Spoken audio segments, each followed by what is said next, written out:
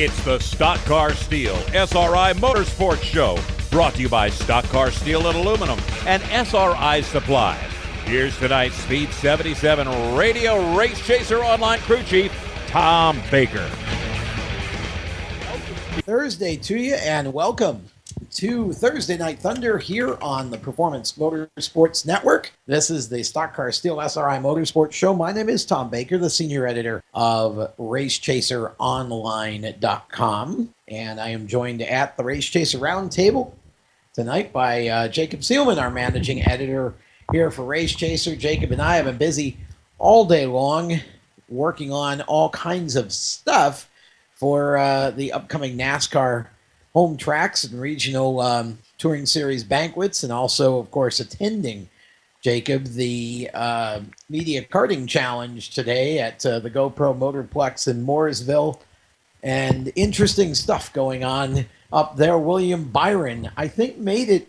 Is that 3 wins in a row for K&M Pro East drivers up there? That would be exactly what it is, Tom. In the Champions race, keep in mind, the media Champions relay was a little bit different, but Willie got it on the last turn, and everybody had a whole lot of fun. There were laughs, there were high fives, and we got to catch up with the top 3 in the Champions race, which you'll hear from them a little later in the show. But it's fun, and it's a great way to start Champions Week here in Charlotte for all the NASCAR Touring Series. You bring in the international champions, Scott Steckley from the Canadian Tire Series, what's soon going to be the NASCAR Pinty's Series for 2016. You bring in Ruben Garcia from the NASCAR Mexico Series, one of the NASCAR Next drivers. You bring in Andrew Villarino from the NASCAR Whelen Euro Series, who won his 3rd championship across the pond earlier this year. Lee Pulliam, the Whelen All-American Series champ, plus both Whelen Modified Tours and both K&N Series. All 8 champions were on site for the Karting Classic today, and it was a whole lot of fun. We got to catch up with all 8 of them throughout the day, Tom, and going to make our Night of Champions next week to close out the year and get ready for Christmas. A whole lot of fun. Yeah, definitely a great show coming up next week, but we got a great show here tonight as well. We're going to be joined in a little while by Noah Gregson from the K&N Pro West Series, and Noah's going to talk about a little bit about that series, but also about the Snowball Derby, which he was involved in last weekend at Five Flags Speedway down in Pensacola. Yeah, that one was a little interesting. Yeah, it was a little bit. It was not very handy for Noah. So no. And we'll elaborate on that really bad pun in a little while. Also going to be joining us is Kyle Souza, our New England correspondent, and you know what, Jacob, Kyle has probably been the hardest working member of the Race Chaser staff most of this week, because there are just bombs dropping left and right up in the New England motorsports scene. Yeah, there really are. I mean, when you talk about the NASCAR Whelen Modified Tour schedule, which is set to come out any day now, we got the bombshell a couple of days ago that Seekonk Speedway going to be back on the tour schedule in 2016. You've got Oswego Speedway, your home, Tom, that looks like it's going to be on the tour schedule in 2016. You've got all the returning favorites. It's going to be a whole lot of fun. I'm really, really excited to talk about that with Kyle. You've got new faces in new places.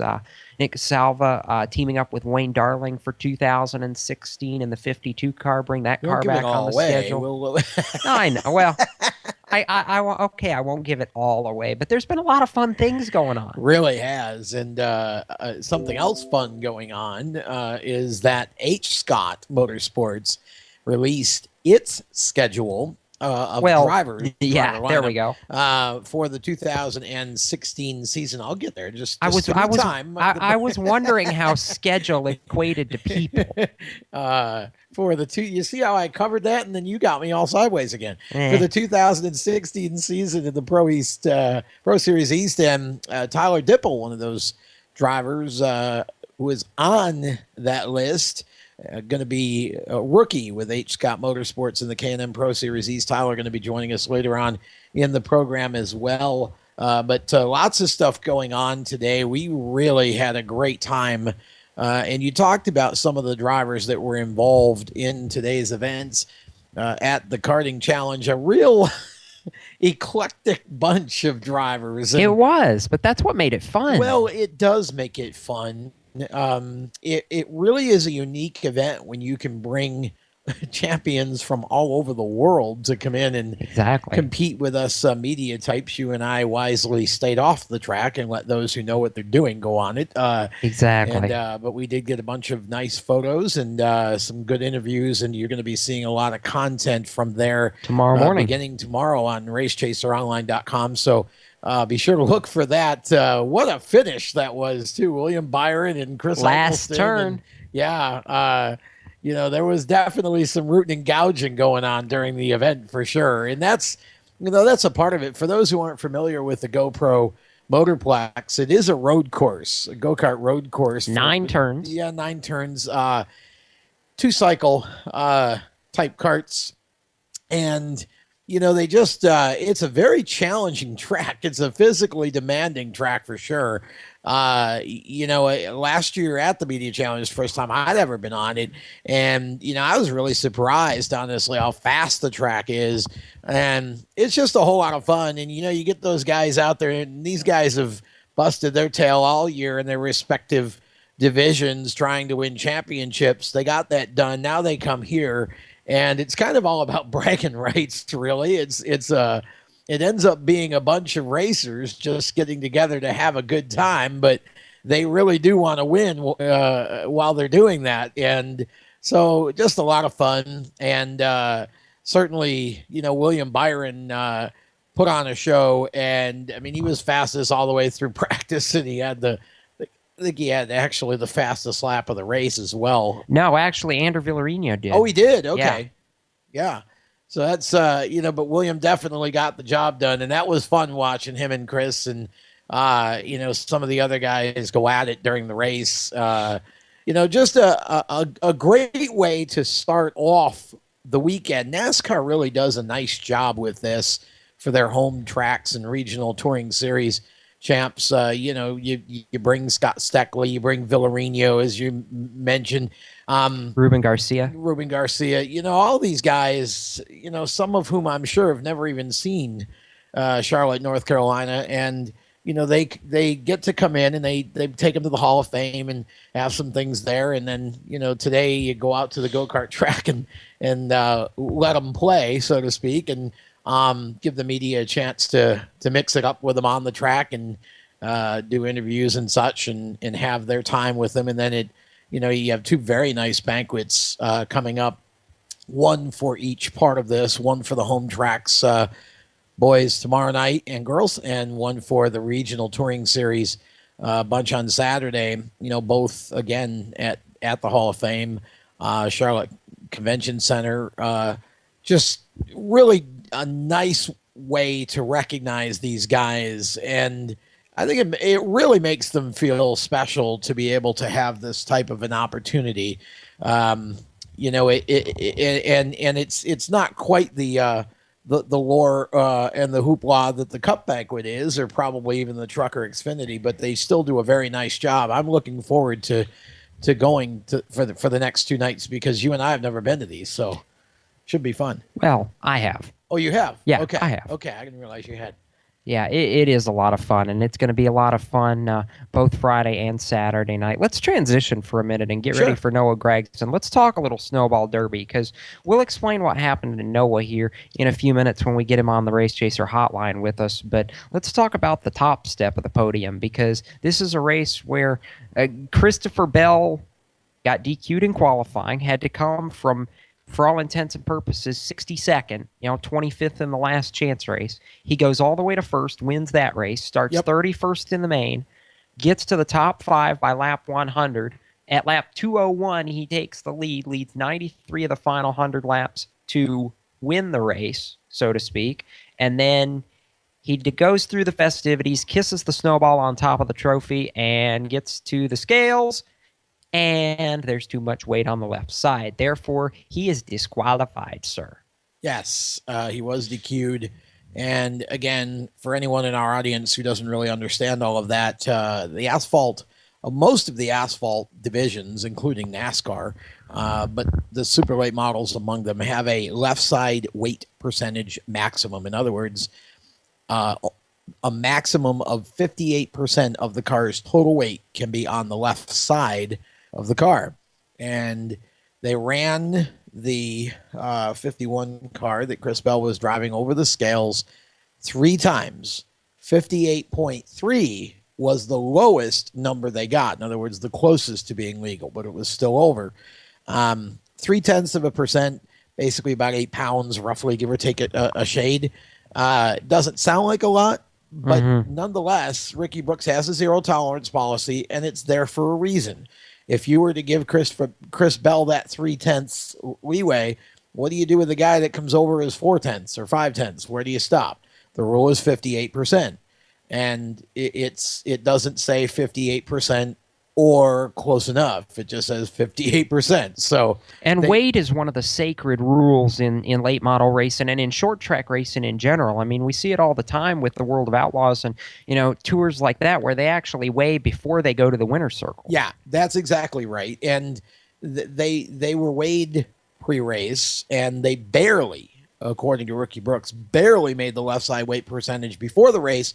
Now you start burning fuel off, which takes weight off the right side and kind of shifts the balance more. You start picking up rubber and such. And, pretty soon at the end of the day, when you look at all of that, it's easy to see how they possibly could have been over just a touch, because they were obviously running very close to the line before the race even started. And I'm always hesitant in these situations to blame the tech guy. Don't blame the tech guy. You're the race team. You set this race car up. You knew you were close when the race started. If you're going to play that close to the line and you fall over the line, you can expect to get bounced. That's the way it should be. My position on this is very clear, and it's the same as the position you took in your column earlier this week on Race Chaser Online. If you're not illegal, you won't get DQ'd. Simple as that. If you don't want to get DQ'd, then make sure you're legal. And, unfortunately, Chase Elliott a couple of years ago went through a similar situation with a little bit of tungsten weight. They were perplexed. I don't think they really even paid attention to the weight they were putting into the car. They got DQ'd for it. They took it gracefully, came back, and here 2 years later, he gets the win by virtue of someone else's disqualification. He went through fine. Zane Smith went through fine. Nobody had any issues other than Chris Bell. So I don't blame Chris Bell. He's the driver. But the people who set up that race car played it too close to the line, and it went over. Take it like big boys and come back next year and do it right. Exactly. That's basically how it should work. Yeah, exactly right. And, we're going to talk more Snowball Derby right after this. Noah Gregson going to join us. Tom made a very bad pun. We're going to explain that. We're going to talk with Noah, see how he's doing. We really should. Yeah, well. And we're going to talk to him about the banquet Saturday night, too, coming up, where he's going to get Rookie of the Year honors in the K&M Pro Series West. That's after these words. You're listening to the Stock Car Steel SRI Motorsports Show here on the Performance Motorsports Network. You own a performance car and you know how to drive, but you want to learn real performance driving. Well, Bunky, get that car off the street and onto the track. Summit Point Motorsports Park, the Mid-Atlantic's premier road racing facility, located just over an hour from D.C. in nearby Summit Point, West Virginia, is the place to go. And you'll find that Friday at the track is going to give you what you need. For less than a monthly car payment, you can attend this regularly scheduled one-day instructional event in your street car on one of Summit Point's 3 world-class road racing circuits. You'll receive classroom instruction, skid pad instruction in their cars, including front and rear skid control, and 4 20-minute in-your-car instructional sessions from a professional instructor. Have fun, go fast, and really learn how to drive. Call 304-725-8444 for class schedules and details. That's 304-725-8444. Friday at the track at Summit Point Motorsports Park. Green light. Hey girl, school zone. I'm getting hungry. Car changing lanes. You want to meet me for pizza? Stop sign. Intersection clear. Yeah, street. Pizza sounds good. Ball in street? Girl in street! It's hard to concentrate on 2 things at once, like texting and driving. Stop the text, stop the wrecks. How will you stop texting and driving? Tell us at stoptextstoprex.org. Brought to you by the National Highway Traffic Safety Administration and the Ad Council. Here's an important message from RAD and this station.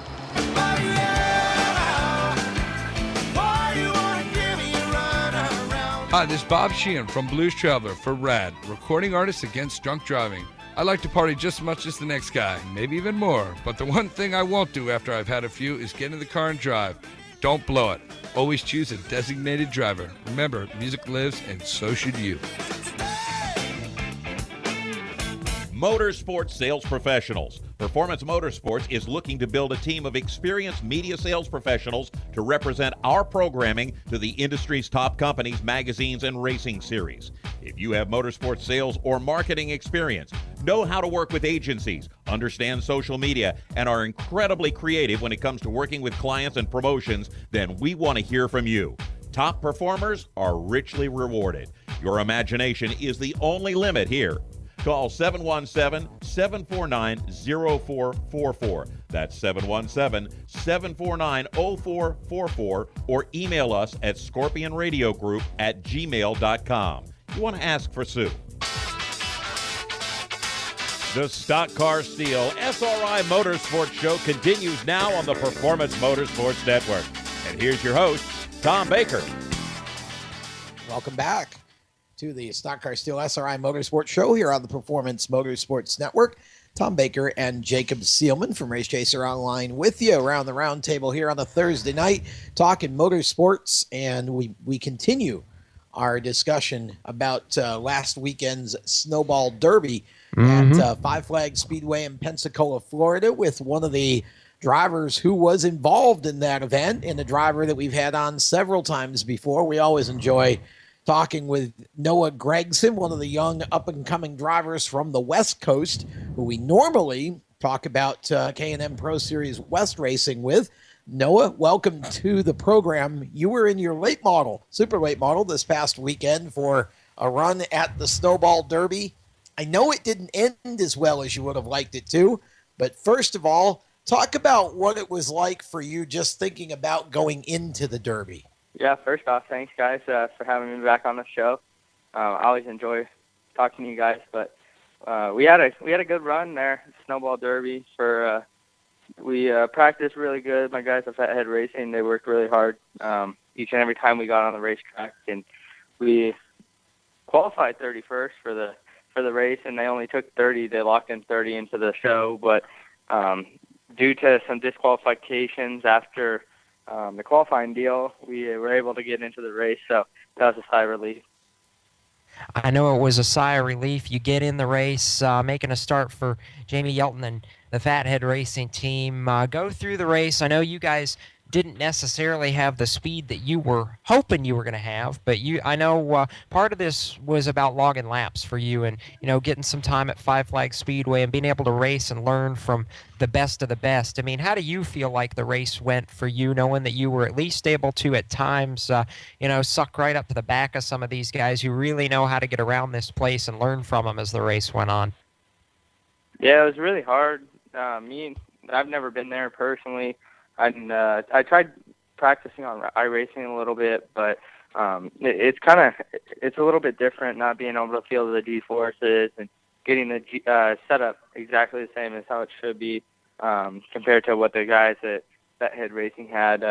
So that was a little difficult trying to learn the track, and the best way to really practice is being on the track in real life in the real car. And another problem we ran into is Jamie Yelton and the Fathead Racing crew. That was the first time through Five Flags Speedway, so we had to adapt very quickly and kind of work out some issues with the car and setup-wise to kind of get the car driving the way we wanted it to. But it worked out really well. We made the race, which was a hard challenge in its own, and so I was real happy about that. And then come time the race, we didn't have the car. The first run we went out, I was really loose the whole way around the racetrack, so we made some adjustments, made some better adjustments to get the car driving, but we were just too far back in the pack to really make any headway.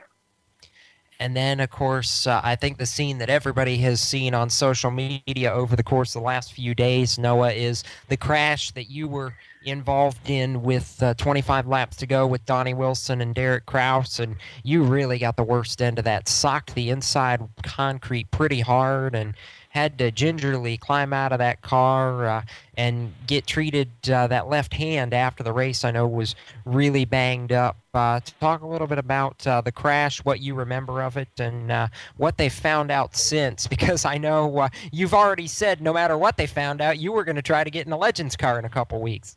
It was crazy because I was really hoping to finish the race. We were on like lap 270, I think it was, right when we got the last restart that I was in personally was around lap 270. So we got the green flag, and then a couple laps into that run, they started checking up in front of me. The two car, I think Donnie Wilson, he spun out down in 3, and everybody started checking up, and I got on the brakes, and I went low trying to avoid it, and I saw a hole, and then I just got hit from the back. And after that, it pretty much went downhill from there. I hit the wall pretty hard, and my hand got caught in the steering wheel, and we pretty much ripped it out of the steering wheel and whatnot. So that hurt pretty bad. I couldn't move it that whole rest of the night, and it's been getting a little bit better. I got a soft cast on it right now, and I've been real busy. I was at the shop today getting fitted, and we're getting everything in the Legend car fitted for. I'm going to race my Legend car next weekend here in Las Vegas. So just been real busy. I went to the doctor a couple of days ago, and I need to go get an MRI after that. It's not a major break. It's just they think it's a torn ligament, a ruptured ligament. So kind of sucks, but it is what it is, and just been taking care of it and keeping it steady. I got to give you props for fighting through it, though. There's a lot of fairly big men, and Tom just winced across the round table here. There's a lot of big men that would be brought to their knees, and see, here you are getting ready to get back in a race car. Yeah, it was weird. Last year, so we raced on December 6th this year at the Snowball Derby, and I hurt my left hand pretty badly in 2014 on December 6th. I was racing my Legend car in Virginia for the World Finals and Nationals there, and it was raining and everything, and there's a guy in front of me who checked up during practice right in the middle of the track, and I had nowhere to go. It was right in a bad spot to have someone sit on the racetrack in a blind spot, and I hit him, and I actually broke my thumb. So I guess racing on December 6th is not a good day for me. From now on December 6th, you just stay home and hide. That's kind of how that works. Noah, talk a little bit about your upcoming trip here, because, of course, you're going to be involved in the banquet on Saturday. Rookie of the Year, that's got to feel great. I'm sure you'll be quite excited to get that award on Saturday night for the K&N Pro Series West. Yeah, I can't wait to get to Charlotte, see all my buddies. Grace and Raz will be there. My whole team will be there, and everybody from the East, the West, all those guys. So I can't wait to see those guys and pick up a couple trophies. I got a Rookie of the Year and second place in points, and maybe another one. I'm not sure exactly everything that I've gotten, but this year has been an awesome year, and it definitely wouldn't be possible without the guys from Jefferson Pitts Racing. They just worked so hard every single weekend on the racetrack, and it really shows. You and Grayson developed a very strong friendship over the course of the year as teammates.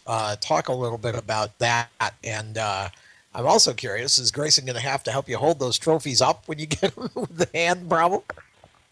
Yeah, I'll pretty much have one arm to carry them. I'm going to need someone to help me, but Grayson's just been a great teammate to me all year. We've really bonded and become really good friends, and so I love working with him, and definitely be working with him in the future.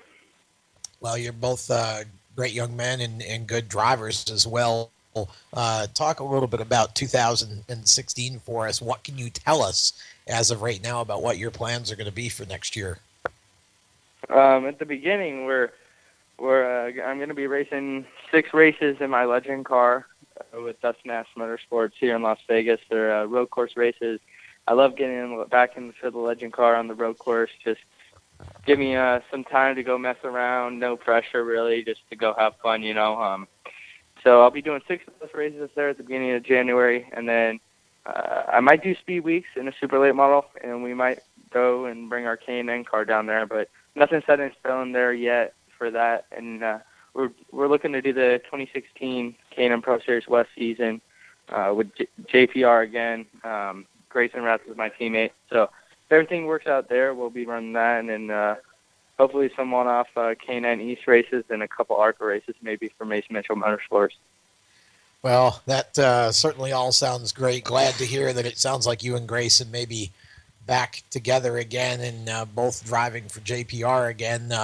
Second year certainly should be even better than the first. You've both had a year now, and you know what to expect, and you go in now confident that you both really can come out of the box and run for the championship again. Yeah, hopefully. I don't want to say this next year is going to be easier, but we're definitely going to have a little bit more confidence going into the year, going to some of these racetracks that we've been to before, and I'll kind of know what to expect, the right line, and when I need to save tires and when I need to go hard and whatnot. So it's definitely going to be a benefit running the last year and then going back to these racetracks next year. And we already have some notes with my crew chief, Jerry Pitts. He knows how I drive, and we really work well together. So hopefully we could do some better things in 2016. Well, and that's what I meant by easier, more familiar. It's always easier the second time around because you know more about what you're doing and you're not just trying to learn the basics of a track or whatever. So that's all great, and certainly sounds like a plan to run some ARCA races for Mason Mitchell as well. That would be fun. I know that you haven't been able to do this year alone, Noah, so we always like to give you guys an opportunity to give some shout outs before we get you out of here. So who makes it happen and who has made it happen for you this year? Yeah, I got to thank my family, my mom and dad, for all the support they're giving me. And my team, Jefferson Pitts Racing, they worked hard all year long, and they really put all their heart and soul behind me. So thanks, hats off to those guys. Alert ID Colliers International for partnering up with us. Might have some more partners next year come 2016 with a couple other companies, so just stay tuned for that. And of course all the fans for everything they do, all the support. It really means a lot having fans come up to me and say what's up. I love talking with the fans and whatnot, so thanks to all those guys. Well, we certainly are appreciative that you took some time to talk to us here tonight, and we look forward to seeing you and your team and Grayson as well on Saturday at the banquet. We're certainly excited about what you've been able to accomplish this season, and hate that it didn't end as well as you would have liked as far as the hand injury and all of that. But certainly look forward to hearing about your Legends exploits, and we hope that when you get ready to announce those new partners that you'll give us a call as well. We'll get you back on the show to make those announcements.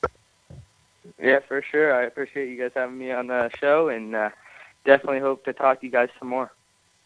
Look forward to it. That's Noah Gregson, and we are going to take a short break. When we come back, more with the Stock Car Steel SRI Motorsports Report. Our New England correspondent, Kyle Souza, joins us next on the program, and boy, has he got a lot to say. So stick around. You're listening to the Stock Car Steel SRI Motorsports Show on the Voice of Motorsports, the Performance Motorsports Network. Do you love the sound of high revving motors and the smell of burning rubber? Do you want to get your car sideways right at the ragged edge of control? If you've always wanted to try drifting or learn to improve your drifting skills, Summit Point Motorsports Park, the Mid-Atlantic's premier motorsports facility, has the expert instructors and the specialized track to teach you how to drift and the skills necessary to drift competitively. From skid pad to open sessions, Summit Point Motorsports Park has the safe and open environment that allows drifters of all skill levels, new to intermediate, to get sideways and smoking. With a focus on safety and the skill set necessary to drift competitively, Summit Point Motorsports Park's Drift Nirvana is just the thing for you. Call for your reservation today, 304-725-8444. Or for more information, go online, summitpoint-raceway.com, or you can email them at office@bsrinc.com. Drift Nirvana, getting you sideways the right way. Today in school, I learned a lot. In chemistry, I learned that no one likes me. In English, I learned that I'm disgusting. And in physics, I learned that I'm a loser. Today in school, I learned that I'm ugly and useless. And in gym, I learned that I'm pathetic and a joke. In history, I learned that I'm trash. Today in school, I learned that I have no friends. In English, I learned that I make people sick. And at lunch, I learned that I sit on my own because I smell. In chemistry, I learned that no one likes me. In biology, I learned that I'm fat and stupid. And in math, I learned that I'm trash. The only thing I didn't learn in school today? The only thing I didn't learn today? The only thing I didn't learn is why no one ever helps. Kids witness bullying every day. They want to help, but they don't know how. Teach them how to stop bullying and be more than a bystander at stopbullying.gov. A message from the Ad Council. Media sales professionals with agency experience. If you're frustrated with your current position, unrealistic quotas, and inept management, if you're a sales machine and you simply will not take no as an acceptable reply, if you're looking for a rapidly growing company with unlimited sales potential for commissions in the hundreds of thousands of dollars, if you're searching for a high-tech, forward-looking, laid-back, but extremely professional organization who appreciate your skills and dedication, we have your next opportunity. Scorpion Radio Group is building a sales team of self-starters who are motivated. Your imagination is the only limit here. Call 717-749-0444 or email us at scorpionradiogroup@gmail.com. That's 717-749-0444 and ask for Sue. COPD, chronic obstructive pulmonary disease, is a lung disease that robs people of their ability to breathe. As many as 24 million Americans suffer from COPD, also known as chronic bronchitis or emphysema, and half of them don't know they have the disease. If you or someone you love is over 35 and has smoked more than 100 cigarettes in their lifetime, visit driveforcopd.org and take the screener, then take that to your doctor. I'm Jeff Stoltz, and I drive for COPD. It's time to catch up on the latest from the New England racing scene on the Stock Car Steel SRI Motorsports Show. Here's Tom Baker and Kyle Souza. Welcome back to tonight's Stock Car Steel SRI Motorsports Show here on the Performance Motorsports Network. I am the aforementioned Tom Baker, the senior editor of Race Chaser Online, and I'm here with Jacob Seelman, our managing editor at the Round Table, and we do have our New England correspondent, Kyle Souza. We do. With us here for about half an hour or so. We're going to talk some New England racing, and Kyle, I got to tell you, you have been burning up the overtime here over the last week or so. He does realize we don't have money to pay him overtime, right? Yeah, blow out the budget coverage here from New England. Kyle, lots of stuff to talk about here. Let's start with the NASCAR Wheel and Modified Tour. We don't have an official schedule yet, but we do have some other news items, and we do have some rumors about what might be on the schedule. So what's going on with the Wheeling Tour? Well, guys, last couple of days been pretty informative up here in New England. There's been a lot of things coming out of this region, and I'll, as Tom mentioned, I'll start off with the NASCAR Wheel and Modified Tour. A couple of big things coming out of that tour in the last couple of days. The first one, that they will be returning to the Cement Palace, Seekonk Speedway in 2016. It'll be a September date, the second week of September, for a 150-lap event that'll actually stretch them right towards the end of the season. They'll come out of that and have 3 or 4 races remaining, so it'll be a tight championship chase, I'm sure, and a great date selected by NASCAR and Seekonk combined. Glad they got that worked out. Last time the tour was at Seekonk was 2005, so a decade without. They will be back in 2016. And yeah, Tom, as you mentioned, it appears that the NASCAR Wheel and Modified Tour will be a part of Bud Classic Weekend at Oswego Speedway in September. That first weekend in September, though it's unsure what day at this point. It does appear, and we've learned that is probably going to happen. And we're expecting this tour schedule sometime in the near future. Tomorrow, Saturday, early next week, this thing should be out. And at that point, we should have a little bit more detail on how many races and where this is going for 2016. Yeah, it's looking like, Kyle, by my mediocre math skills, that we're going to have, I think, 17 races for 2016. Looking at the fact that we're not expected to lose any of the dates that we had in 2015, and we're picking up Seekonk, we're picking up Oswego. So, it's all well and good, and a little bit of an expanded schedule. I was actually talking to Doug Kobe earlier this afternoon at the Champions Karting Challenge here in Charlotte. And, Doug was talking about the fact how if we could get 17, 18, maybe even 20 races for this tour, it would really start to make it a little more economical for the teams, give these guys more chances to bring their equipment out. And he's all for picking up a couple of new tracks on the schedule, bringing back some old history for the tour. I mean, the reigning champ is very excited. Yeah, and I think I've started to hear quickly from a lot of the drivers up here in the last couple of days that they are just that. They're really excited to go to a couple of different tracks. And Jacob, I think it really is going to set forth some new challengers that you may not see in the front on a full-time basis at these tracks. Seaconk's been well-known with Wayne Darling. Darling's won the $10,000 to win Open Wheel Wednesday multiple times with his Seaconk Grand Prix number 52. And if you haven't been to Race Chaser Online, I just put up an audio feature with Nick Salva the last couple of days. Salva is going to be driving Wayne's car in 2016, and that's one young kid that could go to Seaconk in September and score his first win on the tour. If he doesn't do it before that, that could be the place. He and other guys like the Goodales could really excel at Seaconk, and especially somebody like Doug. I know Doug excels everywhere, but Doug's run Seaconk so many times when it comes with the Open Wheel Wednesday, the Valenti Series, or even an EMA Midget in his case. Doug has excelled so many times at Seaconk, yeah. And so have some of these other drivers, Tom. These guys are coming to Seaconk. Some of them, and I think a lot of them, are going to be at Seaconk for the first time in this type of car. We've seen a couple of them in the Valenti car with a little less horsepower, but these guys are going to go all on the line when they get here. In a 150-lap race at Seaconk at 12 seconds a lap will quick by very, very quickly.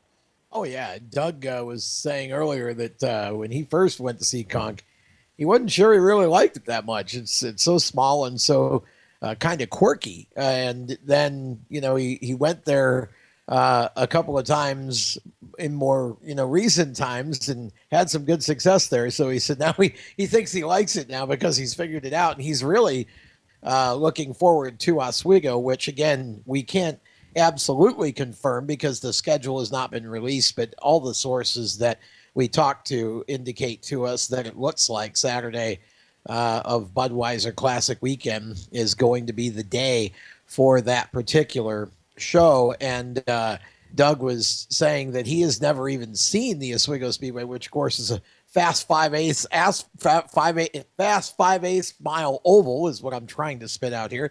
And come on, work tongue with brain. Exactly. And it's got an inside wall as well as an outside wall, and it's one of those tracks where, again, it's a very fast race track, and it's a track that's not real easy to figure out the first time. So Doug is looking forward to doing some testing there. If, in fact, that show is on the schedule, he said you can be sure that we'll test there at least once or twice to make sure that we got our deal together when we go there on Labor Day weekend. Of course he's excited. It's a 5/8 mile. You know what else is a 5/8 mile? Thompson Speedway. What did he do in all 4 Thompson races this year, Kyle Souza?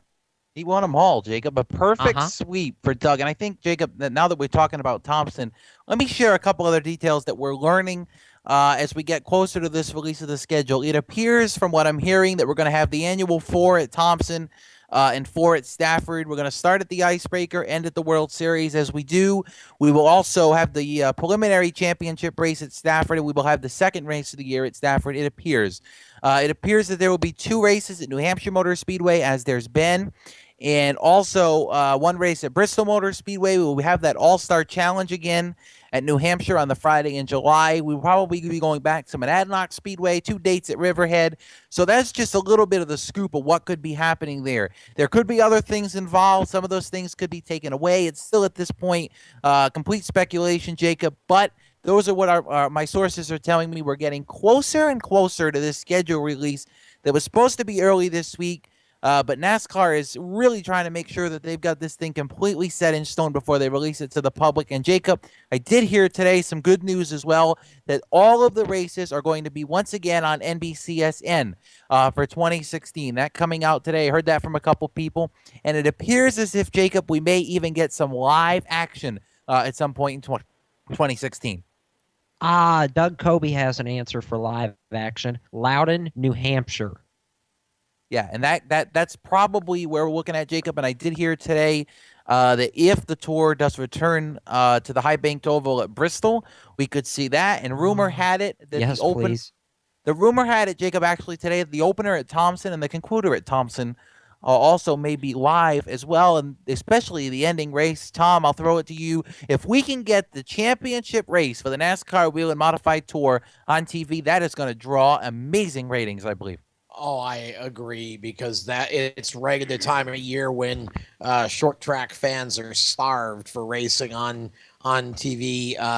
That's going to be awesome to see some live coverage. The modified division has needed this, and I just saw an article a day or two ago that talked about how NBC has certainly benefited from the NASCAR and the motorsports coverage they did this year, especially on the sports network, and they're real excited about what they got going in 2016. They're pumping it up. Yeah, and it didn't elaborate a whole lot about that, so that's actually a good thing if we're going to get some live action, because as Jacob said, Doug was talking with us about that today, and he was saying that it would be great to see the Loudon race live. That's always the best race of the weekend at Loudon, always, and I think it makes for such great television. So, Kyle, we're going to ask you to hang on for just a moment.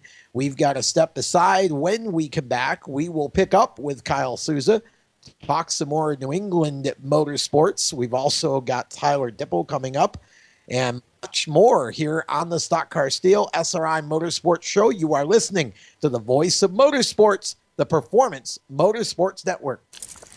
Okay, so Sarah, I'm dropping you off at Emily's? Yep. And Josh, you're going to? Soccer, Dad. Soccer practice. Right. Oh, by the way, I just wanted to let you know when I pick you both up, I'll be wearing my short shorts. What? No! Yep, and my dorky dad hat, and I'm gonna do my dad dance for all your friends. They'll love it! Seriously? Why? Because I like my short shorts. Of course, I could be talked out of it if you guys would just buckle up your seatbelts without giving me a hard time. It's important to get your kids to buckle up for safety, no matter what it takes. And sometimes, all it takes is your parental powers of persuasion. Okay, we're buckling up. See, all buckled. Good choice. I'll just have to do my dad dance at dinner time. What? No! Do what you have to make sure your kids are wearing their seatbelts, even on short drives. Never give up until they buckle up. A message from the National Highway Traffic Safety Administration and the Ad Council. Visit safercar.gov/kidsbuckleup for more information. Parents, your son or daughter has had their license for a while now, but you want to make sure they're prepared for any situation they may face on the road. High school driver's ed doesn't teach them to drive defensively.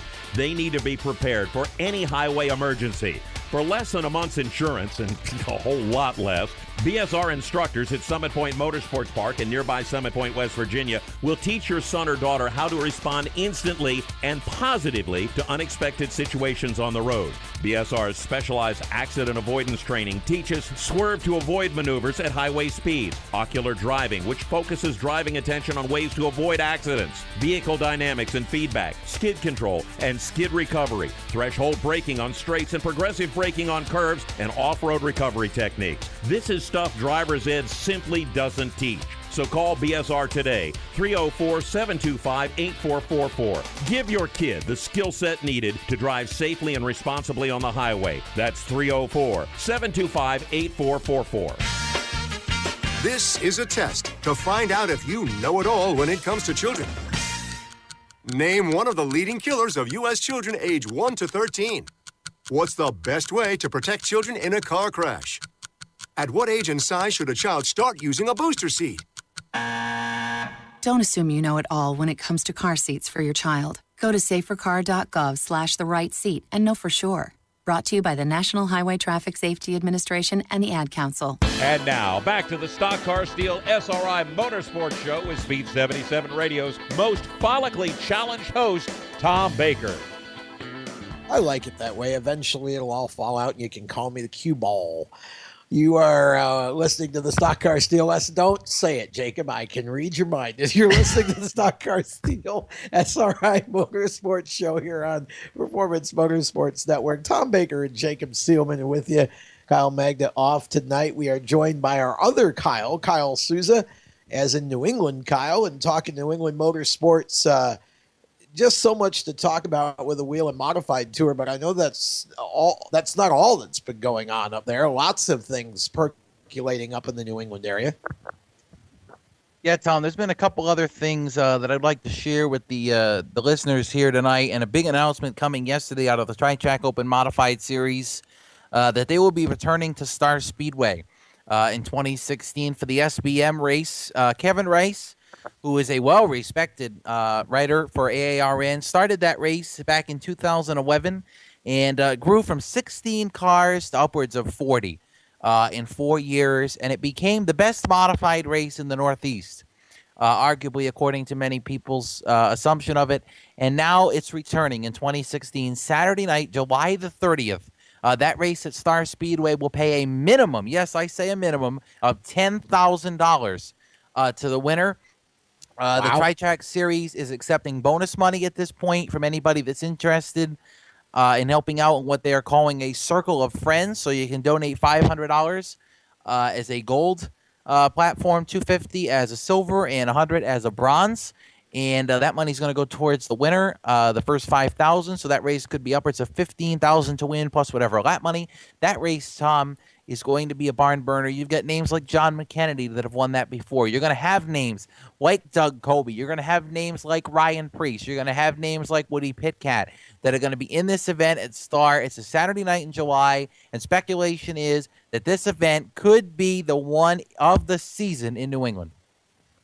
Well, that's interesting. I love Star Speedway. I always have. It's, again, like Seekonk, just a tight little track and a lot of fun. I mean, the staff there, they're just great people. And, you know, I haven't been there in many, many years. It's been a long time since I've had the chance to get to Star. I think the last Star Classic I saw for the Supers was probably, I'm going to say, late 90s sometime. So it's been a while, but I really loved going up there. And, you know, to see a modified show on that track with those kind of names is going to be pretty spectacular. You don't even need to put that much money on the line for that to be a great show. Just modifieds at Star is going to be a great show, but you start talking 10,000 or more to win, and there'll be some rooting and gouging going on up there, I would imagine. Yeah, absolutely. And not only will Tri-Track be returning to Star next year, they're going to be back at Seekonk on Wednesday, June 29th for a $10,000 to win open modified competition. That looks like it's going to be the second race of the season, though the first and the last are still to be set in stone. It's either going to be 4 or 5 races from what I'm hearing. So looks like an appearance at Waterford Speed Bowl is probably in the works there, and there could be a surprise appearance at another track that'll be coming out. So the series asks to keep posted to their website and their Facebook page in the next couple weeks to see what's going on there. But, Tom, another announcement. It's been a couple weeks since we've heard about it, but we haven't been on, so let's talk about it a little bit. Tuesday night, July 12th, 2016, the Seekonk Speedway is going to be hosting a U.S. National Pro Stock Championship race with $10,000 to the winner. This $10,000 number is coming up a lot tonight, but this race, Tom, yeah, $10,000 at Seekonk for the Pro Stocks. This is going to draw names like Mike Rowe, DJ Shaw. This will draw Derek Randstrom. This is going to draw the top Pro Stock drivers in New England. And not only that, that same week, that coming Saturday night, the American-Canadian Tour will be returning to the Action Track of the East on Saturday night, July 16th, which is the same weekend as Loudon, New Hampshire, when the Cup cars are there. So talking with the personnel at the track, they're looking to possibly get a Cup driver down there at some point that week, since there's someone in the area to win one of these two races. We've seen Kyle Busch Motorsports send Christopher Bell with the Pro Stock, the super late model across the country, and it's a possibility that you'll see him there because this event, $10,000 to win, plus bonus lap money at $25 a lap. If you win the race and lead all 200, yes, 200 laps, you're going to be looking at somewhere around $20,000 payday on a Tuesday night in July. And it is interesting. And I do want to clarify, Kyle, for those not from New England, Kyle's talking about Pro Stocks. Those are super late models for those in our southeastern audience who might not have been as familiar with the term. Kyle, I'm excited. There's a lot of good things going on. And, you talk about big races. Even the past North Series came out with a surprise. They're going to be opening the season at the Icebreaker. Yeah, that's something that came out from past about a week and a half ago and then was confirmed by Thompson this past Tuesday night. And Jacob, 75 laps to open the season for the Pro All-Star Series North Tour at Thompson. They're going to start with the Icebreaker, and the Icebreaker is not only going to have that, Jacob, but Thompson's advancing their oval schedule from just a couple races up to 10 in 2015. 4 appearances by the NASCAR Wheel and Modified Tour confirmed, appearances by the Northeastern Midget Association, and the NEMA Lights are on the docket, an appearance by the Valenti Modified Racing Series on the docket, and the ACT Tour will be back there for the Sunoco World Series of Speedway Racing. So, put things together at Thompson, 10 races complete, 1 Saturday night race sometime in June that they've elected for, and then don't forget, Jacob, keep posted to Race Chaser Online tomorrow afternoon. The Stafford Speedway will be releasing their schedule, so we will get some more confirmed NASCAR Wheel and Modified Tour dates. There'll be a couple appearances there by the Valenti Modified Racing Series, Jacob, and it appears as if rumor has it that the NEMA Midgets will actually be at Stafford a couple times as well in 2016. So these tracks coming out with their schedules slowly but surely. Seekonk should be out next week, and things starting to form together towards 2016, which is just a couple short months away, actually. Yeah, it is. By the way, I want to circle back to the tour real quick, Kyle, because you've got new tracks potentially, and you've also got new faces in new places for 2016. And one of those is a new face bringing back a very familiar car that drove all the way to the 2012 NASCAR Wheel and Modified Tour Series Championship. How about the B-52 Bomber and Wayne Darling's Seekonk Grand Prix entry back on the tour in 2016? Full time, I might add. Yeah, Nick Salva going to be driving that car, as I mentioned a little bit earlier. Salva has run an SK Modified a couple of times in his career, and I mentioned a couple. It's only been a handful at Waterford. And if you haven't heard the audio that I did with him, go to Race Chaser Online. Probably scroll down a little bit. I believe it was from Tuesday or Wednesday morning. And Salva talked to me about how he is looking forward to the challenge of jumping up to the tour, but he noted, Jacob, that car control and saving his tires is going to be the biggest thing. He's used to the SK Light.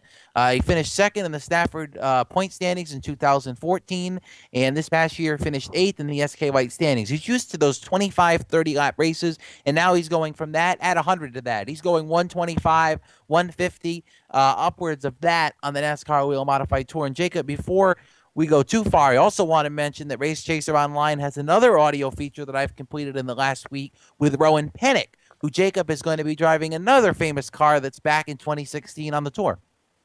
That's what I was going to mention to you. Old Blue. Yeah, Old Blue. It's good to see Old Blue back and of course, Troy Tallman running last year and did a good job with the car. It will be interesting to see Rowan Pennick behind the wheel of that. Definitely an exciting pairing there. Yeah, Pennick's been off a couple of years, actually just 1 year off from the full-time schedule. But the year before that, things kind of started to fade away a little bit. He did win the Thompson finale that year. And then last year, a little bit of a struggle for Rowan. He took a little bit of time off to focus on the Valenti Modified Racing Series. At points came up just a little bit short in their championship. But he did win the Stafford Speedway SK Modified Championship last year. Stafford, the self-proclaimed home of the SK Modifieds. Pennick put on more than a handful of wins. I believe he had 7 wins offhand. I'm remembering that. Looks like 7 victories, 19 top 10 finishes, and 21 starts. Only 2 times he didn't finish in the top 10, and that competition at Stafford is nothing to be short of. Keith Rocco, Ted Christopher, Ryan Preece, Woody Pitcat. He's playing with the best of the best out there at Stafford. Wins the championship there, comes up just short in the VMRS Tour, and backs away from the Whelen Tour a little bit. But if you haven't heard the audio I did, again, go to Race Chaser Online. He explained to me in that piece that things kind of just fell together. He talked with Bowler in the middle of the season last year, kind of trickled down at the end of the year at Thompson, where they thought it was a possibility. They worked out some details. Bridgewater Rainham overhead door came on as a primary sponsor, and they may have some other sponsorship that is going to be into the fray here in a little bit, Tom. Over the next week, check Race Chaser online. I've got an exclusive story of a main sponsor that's going to be leaving a dirt modified team and coming on to BRE Racing for 2016. So check that next week.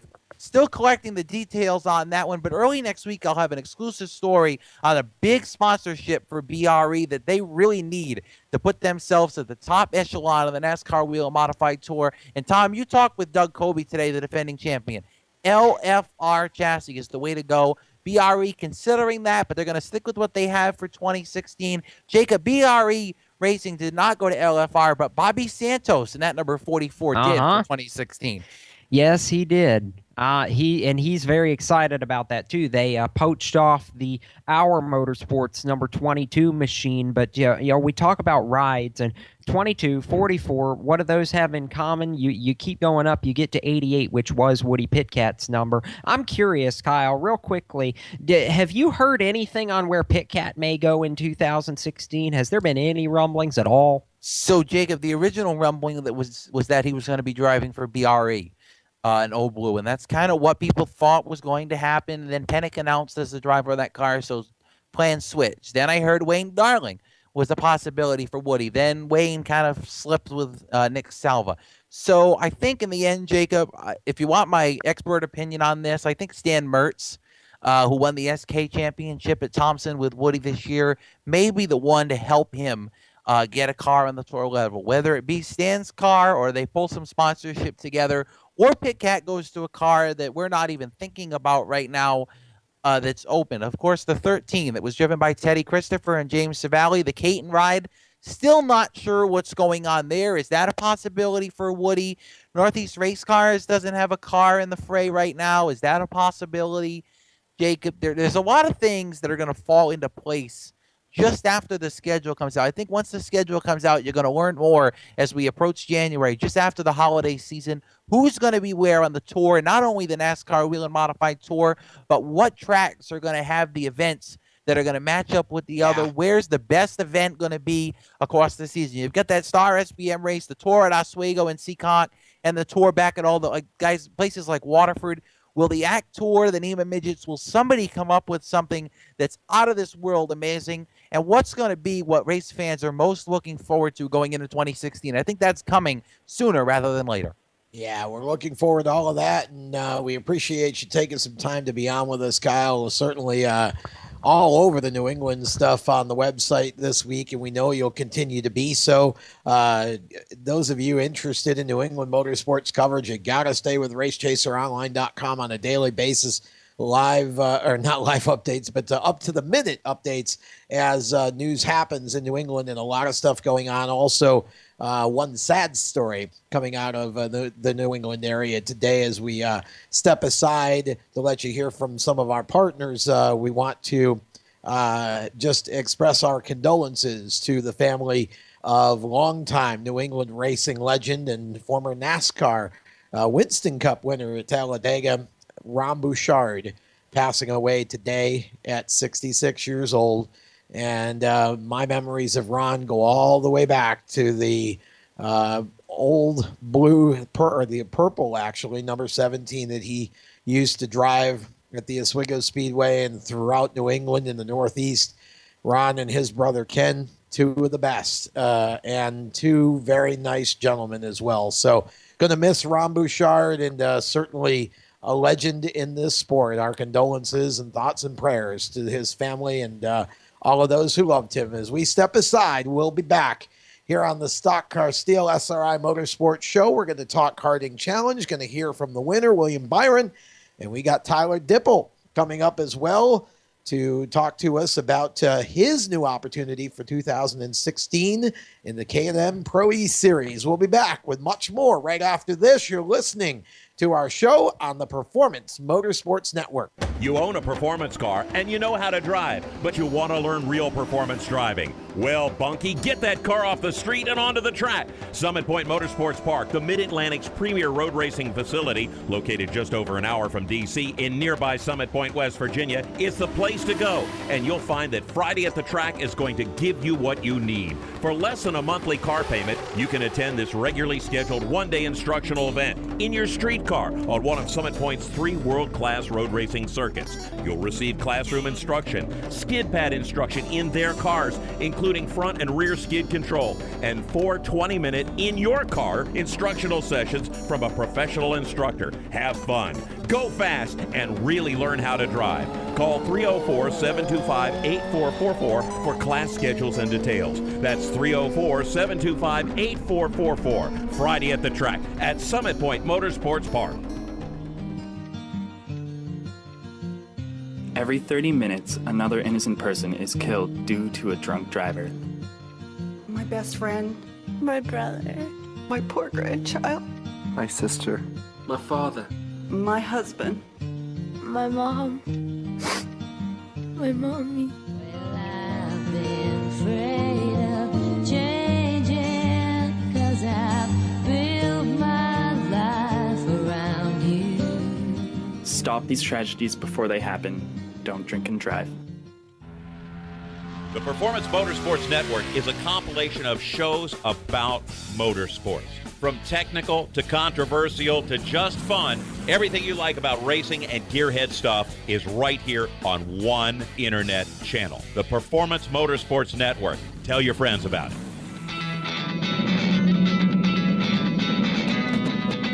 Hi, I'm Reed Sorensen. Racing has been a part of me and my family for as long as I can remember. I had to make tough choices early on to get to the top. It took hard work and dedication. But it's those tough choices that help me prepare for challenges I would face as a cup driver. Make the right choices today and be ready for the challenges tomorrow. This message is brought to you by the U.S. Air Force. Here we go with more of the Stock Car Steel SRI Motorsports Show on the Performance Motorsports Network. Welcome back to Thursday Night Thunder here on the Stock Car Steel SRI Motorsports Show. Tom Baker and Jacob Seelman, both of us from RaceChaserOnline.com. Today's racing news, yesterday's racing history. Tomorrow's racing stars. If you're in Boston. And we are talking racing here for about another hour here on PMN. And we were, you and I mentioned this at the top of the show, we were out this afternoon to the GoPro Motorplex in Mooresville, North Carolina, just outside Charlotte. Every year, the folks from NASCAR Home Tracks have a little bit of a fun event for all of us media types who cover their series, and also the drivers who are the champions of each respective regional touring series, and of course the NASCAR Whelen weekly racing series as well. And it was fun to be a part of that again today. The drivers taking on the media in a race, and then they not taking on the media, well, it's actually pairing with the kind media. of thing. Yeah, pairing with the media, and then of course having a race of their own, which that race is just always fun to watch because there's always contact. There's always 3 and 4 wide action. I think Doug Coby made it 4 wide twice today. And managed to punt Chris Eggleston out of the way when he did it. Yeah, Doug was certainly the wild child today, and that's the way he likes it. It was fun. You know, Andy Seiss was out there. Andy just loves doing that.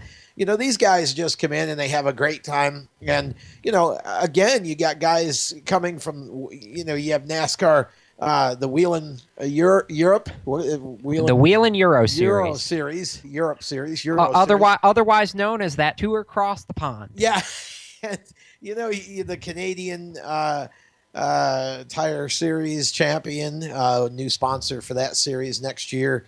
So a lot of stuff, a lot of drivers coming that, you know, a lot of our guys in the area here probably haven't even met. So it's a chance for some of the champions to meet the rest of the champions, just get to know each other and have a great time. And what do you know? William Byron, this kid has won about everything this year. And he won again in the champions race. Finish, yeah, the champions race. That was unbelievable. It was a 20-minute race. It was either 20 minutes or 20 laps, and they got 19 of the 20 laps in, Tom. And on the very last lap, it was Ander Villarino, the Euro Series champ, that started out leading that final lap. He took the lead away from Byron on a restart at lap 14. And here we are on the last lap. Villarino's got it down the back straightaway, going into the S curves, which for those, if you can picture this, are turns 5, 6, and 7 in the infield in this complex. And going into turn 6, Villarino got bumped hard by Chris Eggleston, the West champ. Sure did. Got shunted out of the way. Byron was able to get through to go to second. Couldn't make it happen in 7. Couldn't make it happen in the kink, which is turn 8. Going into the hairpin, turn 9, coming onto the front stretch, Tom. Byron went for broke. He sailed it in hard. The tires were squealing. He got to Eggleston. He shoved him out of the way about like Eggleston did to him on the last lap of the relay earlier in the day. And Byron won by about 2 kart lengths and 23 1,000ths of a second, and Villarino ended up nosing out second over Eggleston by about that much. It was an amazing finish. I was actually standing right at the start-finish line shooting You were. pictures. And I didn't quite get them as they crossed the line. I got them about a kart length in front of it, and they're 3 wide and handsome there. You could tell that it was going to be a barn burner of a finish, and it looked like Byron was going to pull it out. And then, of course, he did. It's funny how your perspective changes of what you're looking at when you're looking through a little tiny lens. But it was a great race. And again, these guys, it was clean. You had a couple of bump and runs, and somebody, I can't remember who it was, got spun out on the first lap. Who was that? That was Eggleston. And he fought his way back to the podium there at the tail end, or almost on the podium. Yeah, and so it was a fun day. And again, for those in our audience, it's really a neat deal. These guys, now in the case of the Euro Series, or even the Canadian Tire Series, I mean, those are the equivalent of an Xfinity or a Cup Series in terms of there is no feeder series per se. That's what they have. Now, of course, we have the K&N Pro Series East and West that are developmental and kind of feeder series for the National Series here in the USA. And so, for some of these guys, they climb the top of the mountain, and for others, like William Byron, he's going to be moving from the K&M Pro E Series to the Truck Series next year with Kyle Busch Motorsports. I think we have some audio for William. Well, not just from William. The entire podium of that champions race I got a chance to catch up with after the final karting race, and we'll go trackside now to the GoPro Motorplex and hear from the top 3. Byron gets the win. Villarino almost got there, and Eggleston on the podium as well. Jacob Seelman for Race Chaser Online, the Performance Motorsports Network Champions Karting Challenge done, and the drivers are all talking it over. William Byron, you paid Chris back a little bit, bump and run on the last lap, last corner, and you end up the winner. You get the bragging rights. That's 3 in a row for the East. Yeah, I thought like the second to last lap, I let him go because he was going to have a shot, and I thought I wasn't going to get back to him, so I was like, oh, they're going to settle it between them, and then they started battling a little bit, so it was fun. I mean, it's all pretty fun out there. Chris, you let him get to you, man. I mean, I thought you had it. You got him. You got Ander there in turn 6, and it looked like you were good to go, and then you got shoved. I went from hero to zero in about 2 seconds. Coming to the checker, and all of a sudden I go from first to third. Hats off to GoPro and GoPro Motorplex letting us come out and do this. Man, I tell you what, this right here brings the fun back in racing and why we do what we do. Sometimes we get so wrapped up in the big stuff. It's really fun to come out here and smile ear to ear with these guys, beating and banging, and just, gosh dang, it's so much fun. I'm just so happy to be a part of this NASCAR organization. Yeah, what a fun racing with all these guys, not only with the K&N driver William and guys from all over the world, Europe, Mexico, the Canadian Series. It's really cool to all get together and just kind of play around for a day. Andrew, you got the lead from William there on the restart, and you almost had it, led all the way till that last lap, and they came and kind of tag teamed you and got you, but how much fun was it? I mean, you're the road course expert here. Yeah, Chris bump and has made me the bump and run, but it's okay. I didn't want to close. I didn't want to close too much the door because he was there, and but at the end I finished second, and just a tenth or a thousandth of a second in front of Chris, and I'm happy. I've done the fastest lap, so it was good, and it's been very fun, very funny to drive with all these good drivers, and it's been very fun. There's your podium, but William Byron, the winner of the Champions race here at GoPro Motorplex. And Tom, you got to wonder, I mean, for us today, we got to talk with all 8 champions. We've got 8 different clips that are all in some part going to be a part of our Week of Champions show next Thursday night here on the Stock Car Steel SRI Motorsports show. But how fun was it, for you? I know some of these guys from having been at the Karting Challenge back in 2013 when Scott Steckley and Ander Villarino were champions in that year and were over here in Charlotte. But how much fun, to be able to get to meet some of these guys that we don't normally get to be exposed to, at least on a regular basis. Oh, it was great. Anders a cool dude, and I really enjoyed the interview with him today. And Scott Steckley, of course. I think we've had Scott on the show. We did earlier this season. Yeah, during this year. But it's always good to meet drivers in person and to see these guys, that come from outside the U.S., coming in, and it just really puts it into perspective that for these drivers, this is their cup. This is their this is a big deal. And Ander was telling us that over in Europe where he is in Spain, in Spain, NASCAR is the number 3 sport behind Formula One and MotoGP. So those for those guys, that's a big deal, and for him to be able to get to come here and and celebrate with the rest of the champions, and to sit down with Lee Pulliam, who, I've watched race a dozen times, but never had the chance to actually do a lengthy interview with. And especially, this is a time for Lee as we heard from him a week or two ago, talked about him a week or two ago winning the Thanksgiving race at Southern National, his wife's car accident and such. It really has been a trying time for him. And so, to hear him talk about that so candidly, it's just a time to sit down with these guys when they reflect back on the season. They're not under the gun, so to speak, of having to go race somewhere the next week or whatever. Season's over. They're just very relaxed, and it's just a great time. And, I have to say, Jason Cunningham and the NASCAR folks really put on a tremendous show with this.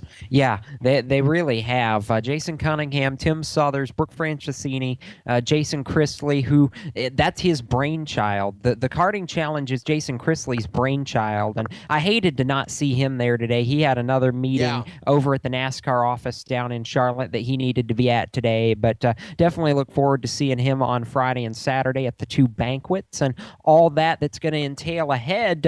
William Byron may have won the Champions race and is moving on from 8 Scott Motorsports with Justin Marks here, going to Kyle Busch Motorsports in 2016. One of the drivers going to jump into one of those 8 Scott cars. Joins us after this, Tyler Dipple, the newest driver for HSMJM, will talk with us about the transition when I just confused Tom. Anyway, we'll hear we'll hear from Tyler Dipple when we come back. You're listening to the Stock Car Steel SRI Motorsports show here on the Performance Motorsports Network, the voice of motorsports. How to be a great dad in 15 seconds.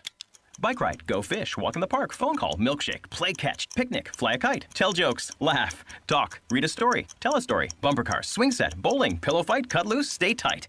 Whew. Because the smallest moments can have the biggest impact on a child's life. Take time to be a dad today. Call 877-4DAD-411 or visit fatherhood.gov. Brought to you by the U.S. Department of Health and Human Services and the Ad Council. Media sales professionals with agency experience. If you're frustrated with your current position, unrealistic quotas, and inept management, if you're a sales machine and you simply will not take no as an acceptable reply, If you're looking for a rapidly growing company with unlimited sales potential for commissions in the hundreds of thousands of dollars, if you're searching for a high-tech, forward-looking, laid-back, but extremely professional organization who appreciate your skills and dedication, we have your next opportunity. Scorpion Radio Group is building a sales team of self-starters who are motivated. Your imagination is the only limit here. Call 717-749-0444 or email us at scorpionradiogroup@gmail.com. That's 717-749-0444 and ask for Sue. You hear that? That's the sound of America's only sports car. That's right, it's a Corvette. But not just any Corvette, it's your Corvette. It's that who cares if there's traffic part of your day. And this can be you when you come to Cooper Corvettes. With 60 years of Corvettes to choose from, there's always a Corvette in your budget. And they'll service any Corvette you bring in. Cooper Corvettes on Route 1 just north of Quantico and Triangle. Call, click, or visit coopercorvettes.com. How to deal with someone who says that's so gay. Outsmart them. This party is like so gay. Totally. Excuse me, but did you ladies know the word gay used to mean happy or excited? Then it became a word used to describe gay people. Then somehow it came to mean dumb or stupid, which is how you just used it, which is not very nice. Ew, that guy is on the football team and super smart, and he totally hates us now. Totally. When you say that's so gay, do you realize what you say? Knock it off. Learn more at thinkbeforeyouspeak.com.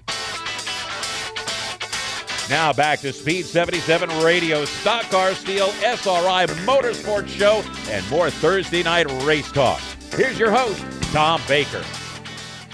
Welcome back to the Stock Car Steel SRI Motorsports Show here on the Performance Motorsports Network. Tom Baker and Jacob Seelman sitting around the round table talking motorsports with you. We call this show Thursday Night Thunder. It is actually the Stock Car Steel SRI Motorsports Show. And looking forward to this next segment, Jacob, because we welcome back a driver to the program that we have talked to several times, but this time for perhaps the biggest announcement of his life. I was going to say career, but I guess life works too. When you're his age, it's life. This is true. We won't make him wait too long about this because I know it's been a long year, a lot of ups and downs, but Tyler Dipple, you get to make the move officially from the dirt to the pavement. First off, welcome to the live show. We've had you on tape a couple of times. This is the first time we get to have you live here with us on PMN, but how big is this for you? Finally getting to announce yesterday that you're going to be going full-time K&N East racing in 2016 for H. Scott Motorsports with Justin Marks. Oh, it's just huge. I'm just super excited just to get this opportunity. I think it is probably the biggest announcement of my life, like you guys said. Just super excited just to work with H. Scott and just such an awesome team for the 2016 season. Talk a little bit about how this came together, because you started, for those who may not know your career path, you've been on the dirt up in New York and around the Northeast running a Super Dirt Car Series Big Block Modified. Most of this year you got Rookie of the Year honors in that class and have run on the dirt a lot here the past couple of years. Talk a little bit about how this came about. I know you ran a few ARCA races, but how'd you get tied in with the whole H. Scott organization to put this deal together? All the races that led up to this, looking for a way to go in 2016, and just the ARCA route, and just the past races with Lyra there, and just trying to find a way. And there was an opening at H. Scott, and just blessed with the opportunity that I get to drive for them next year, and just all the hard work and races leading up to it just kind of got put together just a few weeks ago at the very end of the season. Just looking really forward for the future. All right, so let's back up a minute, because I know there's a lot of people that may be listening to this right now that are going, okay, who's Tyler Dipple? We talked a little bit about you, but talk us through your season a little bit. Go all the way back to the beginning, because you started on the dirt and then had an accident that took you out of the car for a couple of months before you've really come back strong here in the second half of the season. Just talk through your season a little bit so the fans can kind of get a picture of how far you've really come this year. Oh, yeah, we just started the season out in the Big Block Modifieds up in New York, just doing our Super Dirt Series up here for the big blocks, and then a couple months into the season, I was just hurt with a trailer door incident. I broke my pelvis in 5 spots, and I was out of the race car, just recovering for about 11 weeks. It put me out of the car, and just after that, we just started to come back strong in the second half and big block modifieds, and then we got the 3 starts in the ARCA series there at DeCoy, Springfield, and Salem there. Just it's been really an up and down season, but the second half was really strong for us here, and just really a lot of challenges in the 2015 season, but we made it through at the end pretty good. No doubt. I mean, that's it turned out to be a strong finish to the year, and of course, you probably got the most surprising early Christmas present of your life to date with the H. Scott announcement. What I'm curious about, Tyler, and maybe you haven't worked this out yet one way or another, but I'm curious if the fact that you're going to do the H. Scott program and run K&N Pro Series East next year, does that still allow you space to go compete when you have the opportunity in your dirt car? Will you still be doing some dirt track action next year? Oh, yeah, for sure. We'll definitely be running some dirt races. We'll be, of course, limited to the races we'll be able to run with the K&N East Series, but we'll for sure be able to get some races in with the big block modified up in the Northeast here. Should be fun then to do that back and forth kind of thing. And I know it's going to be a new learning experience. Have you had a chance to talk yet with any of your soon-to-be teammates with H. Scott and kind of discuss the program for the upcoming year? Yeah, I've talked to some of them a little bit, just really just so overwhelmed still it's just really just starting to sink in. It's just really so real. But yeah, we've been talking a little bit to some of them and just really discussing how great of a 2016 it's going to be. Just really again looking so forward to it in 2016. How did this come together? Because I have to be honest with you, there was no buzz about this at all anywhere. I mean, this seemed to come straight out of left field. How did this opportunity come together for you with H. Scott Motorsports?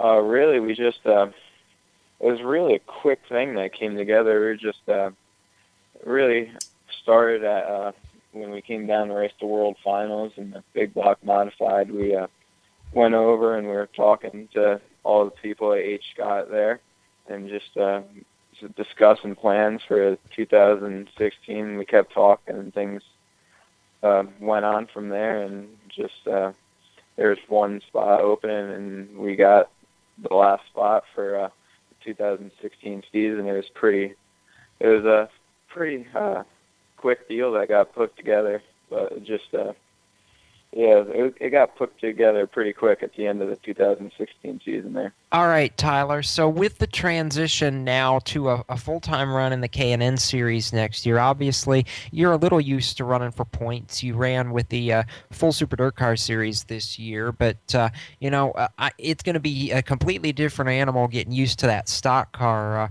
What do you feel like is going to be a challenge for you, or what are you most looking forward to as far as some of the differences between the modified that you've been in and the stock car that you're getting ready to get into?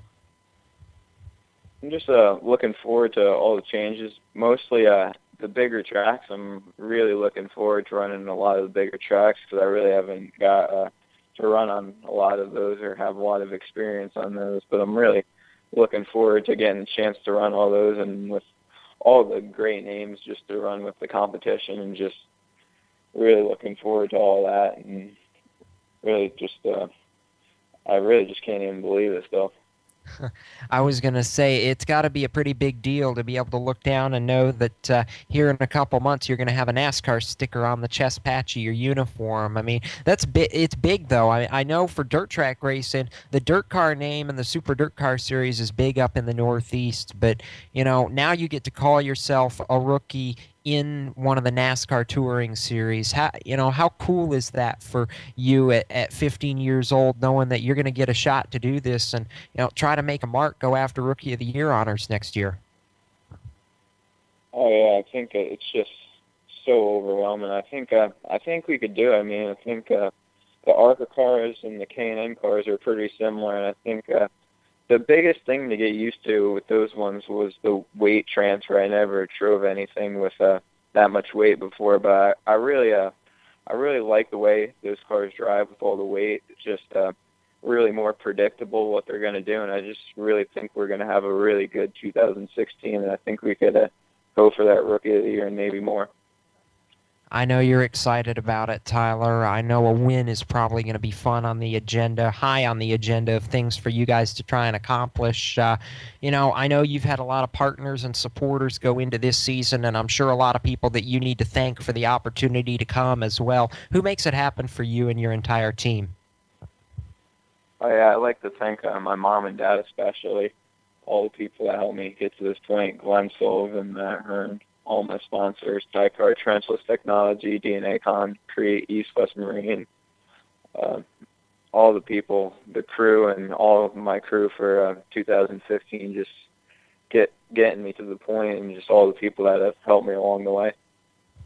Well, it's been a lot of fun to watch, and, I'm excited for you. I think there's a lot of people in the Northeast, Tyler, that are excited for you getting this opportunity. And I saw a post on Facebook earlier this week that said, that they thought this was going to be the year where the whole country learns about Tyler Dipple. And there's a part of me that thinks that they might be right. I mean, this kid is the real deal. I just had a thought. The K&N Pro East Series runs a couple of road courses. It does. Have you ever even been on a road course before, Tyler? No, I haven't. That's the one thing I'm a little not nervous about, but excited too. Yeah, I never had any experience on a road course before, but I think do some testing there and just I think we'll be all right, ready to go. It'll be a whole nother animal, but I'm looking forward to tackle a road course in 2016. Go spend some time with your new teammate, J.J. Haley. He's been running the Trans Am there on the road courses. He's good at it. He definitely, I'm sure, can give you a helping hand there. Oh, yeah, for sure. Definitely be a huge part working with the teammates, learning as much as I can from all three of them. And just, they should be a big help having good teammates like that. Well, you've proven you can get it done on the dirt tracks and on the paved tracks in a short track late model. Now you're going to get a chance to prove it in a full-size stock car. We wish you all the best, Tyler. You and your family have a Merry Christmas and a Happy New Year. We'll look forward to having you on once we get to 2016 and get things closer to kicking off for your first K&N Pro East Series season. With that, we are going to step aside just around the turn. We're going to have more conversation here as we continue on this Thursday night here on the Performance Motorsports Network. You are listening to the Stock Car Steel SRI Motorsports Show. We'll be right back. Parents, your son or daughter has had their license for a while now, but you want to make sure they're prepared for any situation they may face on the road. High school driver's ed doesn't teach them to drive defensively. They need to be prepared for any highway emergency. For less than a month's insurance, and a whole lot less, BSR instructors at Summit Point Motorsports Park in nearby Summit Point, West Virginia, will teach your son or daughter how to respond instantly and positively to unexpected situations on the road. BSR's specialized accident avoidance training teaches swerve to avoid maneuvers at highway speeds, ocular driving, which focuses driving attention on ways to avoid accidents, vehicle dynamics and feedback, skid control and skid recovery, threshold braking on straights and progressive braking on curves, and off-road recovery techniques. This is stuff driver's ed simply doesn't teach. So call BSR today, 304-725-8444. Give your kid the skill set needed to drive safely and responsibly on the highway. That's 304-725-8444. You hear that? That's the sound of America's only sports car. That's right, it's a Corvette. But not just any Corvette. It's your Corvette. It's that who cares if there's traffic part of your day. And this can be you when you come to Cooper Corvettes. With 60 years of Corvettes to choose from, there's always a Corvette in your budget, and they'll service any Corvette you bring in. Cooper Corvettes on Route 1 just north of Quantico and Triangle. Call, click, or visit coopercorvettes.com. We're growing like crazy and need account reps who know their way around agencies, the internet, and social media. Got connections? Or do you know how to get to the decision makers? Are you fearless? We need you. Internet radio, or as we call it, wireless mobile radio, is rapidly becoming the place to be with almost limitless income potential. So contact us to get involved with the fastest growing professionally produced group of internet radio stations in the world. Your imagination is the only limit here.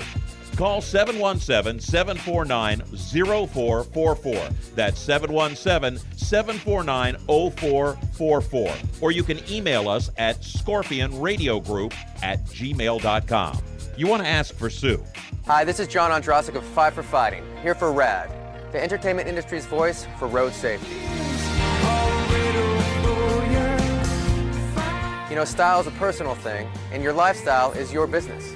But if you take it on the road, it becomes everybody's business. So please, plan ahead, designate before you celebrate. Friends, don't let friends drive drunk. A public service announcement brought to you by RAD, the National Association of Broadcasters, and the Ad Council.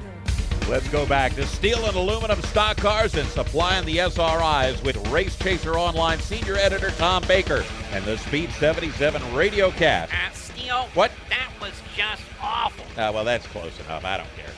That is not how that works. It's, you know what, though? It is PRI week, so Bob has a right to be confused. That is absolutely correct. Tom Baker, Jacob Seelman with you on tonight's Stock Car Steel SRI Motorsports show on the Performance Motorsports Network. Talking racing with you for about another half an hour. And we just heard from Tyler Dipple, who is one of the newest H. Scott Motorsports with Justin Marks racers for 2016. JJ Haley going to be he's going to play the part of the the returning veteran. At 16 we can call him a veteran. Yeah, which is, if you know JJ, that's really kind of funny. But JJ definitely going to be out for blood this year because he did everything but get a race win in 2015. So when he comes out in 16, he is going to be really fired up. Had himself a great season, but it was just one of those situations where sometimes you get into a rut where you can't quite close the deal. And that's what happened for him. But JJ going to kind of lead the parade a little bit for H. Scott. And, of course, Tyler Dibble joining the team, and another driver joining the team, I think, out of the, where is he from? The Midwest, Jacob, I think. Hunter Bays? Yeah, that's a Midwest driver. Drove for Ken Schrader. Yeah, did some time in the ARCA series, I think, for Kenny. Couple of top 10 finishes there. Gets a full-time opportunity in some top equipment. Yeah, he does. And, you know, both Hunter and Tyler, I think, were two that kind of surprised me. I wasn't necessarily expecting it. Not that I'm disappointed by any stretch, but, you know, they did a lot better this year, I think, at keeping things under wraps a little bit. And actually, Hunter, I guess you could call it the Midwest, or maybe closer to the Mid-South. He's from Kentucky, Bremen, Kentucky. If you want to be technical about it. But, you know, this lineup I'm very intrigued by, Tom. I kind of like it because it's four very, very different personalities coming into this deal. You've got JJ, who's from direct in the Midwest out of Indiana. You've got Tyler, who's off the dirt in the Northeast in New York. You've got Hunter, who's out of Kentucky, has done some time on the short tracks there. And then you've got Harrison Burton, who's got the legacy in NASCAR through his dad, Jeff, who's come from right here in Mooresville in the Charlotte area. And, you know, it kind of brings four different geographical locations together and really makes for an interesting lineup of talent because they've all come from different disciplines. Well, they have, and they're all very young. I mean, that's you know, Harrison and Tyler, I think, are both 15, and JJ just turned 16. What 20 minutes ago or so. Not that long ago. And no, he turned 16, and I'm not sure Hunter is. Do you know how old is Hunter? He is. I will pull my handy little stat sheet up here. I think he's 17. Oh, so he would. So he's the oldest one of the group at 17. I'm going to double check that. I think he's 17. A very young lineup there, and the two first timers. People say actually check. He was 17. He just turned 18 about 8 days ago. Okay, so we have one out of the four who's old enough to vote. Yes, that's how that works. The thing about this is I started to make the point that with Harrison and with Tyler as well, really, these two drivers that come in, you just say, well, we shouldn't expect much from them because they're so young and they've had so little experience in a full-size stock car, really. Harrison, a couple of opportunities in the K&M Pro West Series this past year. Tyler, just a couple of opportunities in the ARCA Series. But, hold on just a second, because these kids are seasoned veterans of cars with some serious horsepower nonetheless. And, both of them have shown winning potential. And, I think these two could come in and I think you're going to have four drivers actually who have all the potential to run for the championship, not just for Rookie of the Year. I think all four of these kids are extremely talented. And, JJ certainly coming back, as we say, as the returning veteran of the group. And we kid JJ a lot, but the truth is that the experience that he got this year in the Trans Am car and also in the ARCA car, the truck, and the K&M Pro East car is going to make him a great mentor for these kids coming in, especially as I talked about with Tyler on the road courses, because he's going to be able to help those guys out a lot when it comes to what to do and what not to do when they go to places like Watkins Glen. Yeah, exactly right. And JJ was so good at these road courses last year. And actually, VIR is going to be the first road course this year. They're moving that date reportedly, from what I've heard, to April in 2016. So gonna get an early spring date and a little bit milder weather, I guess you'd say. Not in the heat of the summer, though it wasn't that bad when we were there in August.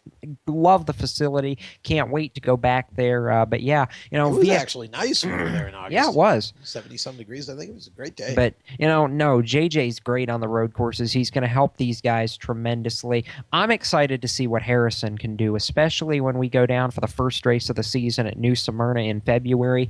Remember, he won a couple races during the World Series of Asphalt down there in a late model in 2015, this year back in February. I keep forgetting we're not quite in 2016 yet. I'm trying to rush it a little bit. But anyway, no, I'm looking at Harrison maybe to play spoiler as far as that Smyrna race. I think he could be a serious contender. Well, I agree with that. And again, Harrison and Tyler both come in with a really good pedigree of a past resume that I think will put them in a situation where, they can all contend, and Hunter as well, for the championship of this series. So H. Scott certainly an excellent driver lineup, and for Tyler really to be chosen and get that last spot, sometimes it's just meant to be, and that's how it appears. This came down. It was just one of those situations where it was just his time for the break to happen. And Tyler's a very talented kid, comes from a great family. And, he's going to do very, very well. I think this whole team is going to be a lot of fun to watch. They're all very humble young men and all a lot of fun to talk to and interview. So this is certainly a quartet with a lot of upside potential in 2016. Yeah, it really is. It's going to be a lot of fun to watch. If Austin Hill comes back in 2016, I imagine he'll be a threat. With William Byron, Dalton Sargent, and Rico Abreu all graduating to the Truck Series. Dalton, we presume, graduating to the Truck Series with Richie Waters here next year. No official announcement on that yet, but it's gonna really open this series up. I'm excited about it. Another thing I'm excited about is that the Rookie of the Year battle in the NASCAR Sprint Cup Series is opening up a little bit. Getting their big breaks. Yes. Also, kind of not an original situation, but not necessarily, but anyway, to go back to the original point of why I transitioned here for a second, Tom. Chris Buescher, the reigning Xfinity Series champion, is going to be the third major candidate for Sprint Cup Sunoco Rookie of the Year in 2016 by way of the 34 car that Brett Moffitt drove to Rookie of the Year. Before, and that's correct. The original situation. Exactly. Full time now. Yes, Buescher, full-time with Front Row Motorsports, one car out of a two-car stable from what we understand in 2016. So they're downsizing a little bit, but they're also upsizing the amount of technical support that they're going to get from Roush Fenway Racing. Yeah, and that's going to be interesting, too, because I was wondering, we had been hearing that the situation with Front Row could be actually that they were going to go to Chevy. And now it appears, obviously, they're staying with Ford. And it's almost as if when they started talking about going to Chevy, Ford kind of stepped up and put the right pieces in place for a stronger technical alliance with Roush Fenway Racing. And I think all the Ford teams are going to work very closely together now. So with two cars in that Front Row group for this year, we still don't know, I don't think, officially who the second driver is. We presume perhaps it's going to be David Gilliland again. But that should make Front Row stronger, and I hope it does, because Bob Jenkins, that whole team works so doggone hard that you just want to see the results come for him. And this is a good opportunity. Jack Roush blessed this situation for Chris Buescher. A lot of people saying they don't think he's ready yet for Cup. And I can see the point.